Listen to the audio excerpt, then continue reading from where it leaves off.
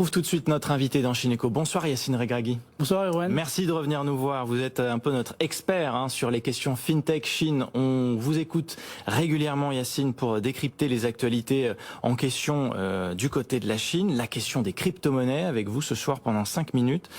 Parce que c'était l'actualité d'il y a quelques jours. Pékin qui a tranché. Les crypto-monnaies sont désormais interdites à compter du mois de novembre, c'est ça ? Exactement. Pékin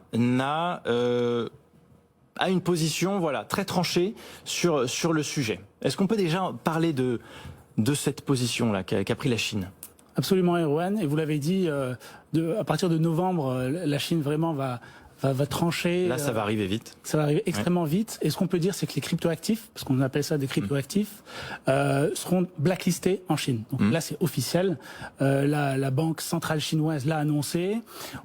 C'est pas une surprise parce que on l'a vu arriver depuis 2017. Il y a un grand nombre de réglementations qui sont mises en place. Moi-même, quand j'étais en Chine en 2017, je pouvais effectuer des transactions en crypto-monnaie, même payer avec Alipay et WeChat. Quelques mois plus tard, plus possible. Ouais. Donc aujourd'hui, on voit une succession de réglementations. C'est pas nouveau.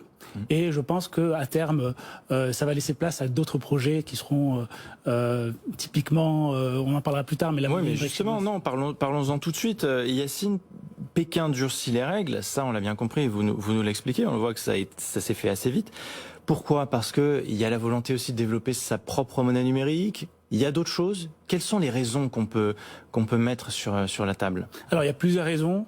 Moi j'en choisirais 3 principales. Oui. La première, c'est, vous l'avez dit, la monnaie numérique Banque centrale chinoise, le yuan numérique, on l'appelle en chinois Shuzi Huobi. Donc en fait c'est vraiment un énorme projet, le plus gros de la Banque centrale chinoise.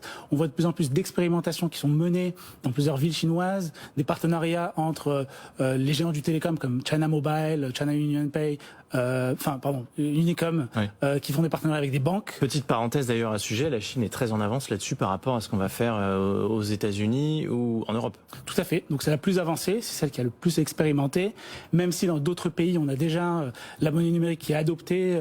Je pense notamment aux Bahamas. Après, la deuxième raison, je pense qu'on en a entendu parler de plus en plus, c'est la raison énergétique. Donc la Chine a un objectif d'être neutre en carbone d'ici à 2060. L'environnement, exactement. Donc, une des étapes, c'est de limiter le minage du Bitcoin et des crypto-monnaies en Chine. Ils sont déjà passés de 75% à 50%. Ouais. C'est quand même considérable. Il faut savoir que pour miner du Bitcoin l'an dernier, ça a demandé une centaine de térawatts. Donc c'est l'équivalent de la consommation d'un pays comme la Hollande ou la Grèce. Ouais. C'est assez conséquent. Autre raison, éviter le blanchiment. On sait que Pékin traque aussi ce type de fraude financière. Ça peut être aussi un moyen de garder le contrôle. Tout à fait. C'est pour garder le contrôle. Et en plus, on sait que les Chinois ont une limitation annuelle pour les transferts internationaux, 50 000 $ environ. Le fait d'avoir cette monnaie numérique ils pourront bien sûr faire des transferts transfrontaliers, mais là, avec le Bitcoin, avec les crypto-monnaies, ils pouvaient le faire. Oui. Donc en fait, ça permettra de limiter ces transferts transfrontaliers qui sont un peu en dehors du contrôle des autorités chinoises. Est-ce qu'on peut déjà dire, Yacine, quelles sont les conséquences de ces réglementations dans les années et les mois à venir ? Alors, conséquences sur le Bitcoin, je ne pense pas, parce que même si l'annonce de la Banque centrale chinoise a créé une chute de 9% du Bitcoin, ça a quand même dépassé les 40 000 $. En plus, on voit que, par exemple, il y a un an, le Bitcoin était à 9 000, aujourd'hui il est à 40 000, donc les réglementations chinoises ne bloquent pas. Ça reste très volatile de toutes les manières. Tout à fait. Par contre, il y a des conséquences en termes d'implémentation des usines de minage et des fermes de minage du Bitcoin et des crypto-monnaies.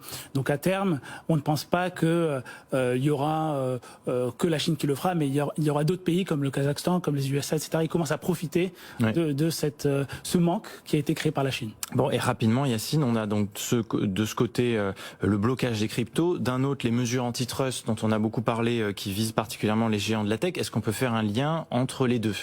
Alors, il n'y a pas de lien direct. Par contre, il y a un point commun, c'est le côté réglementation, le côté vouloir mettre tout sur un piédestal et pouvoir poser les grandes règles. On l'a vu notamment avec les récentes annonces entre Alibaba, entre Tencent qui peuvent se partager des liens dans leur plateforme. Ça, c'est une énorme évolution. Ouais. C'est inédit. Ouais. À côté, il faut savoir que Alibaba ou Ant Group d'un côté et Tencent sont les deux entreprises qui ont déposé le plus de brevets en blockchain.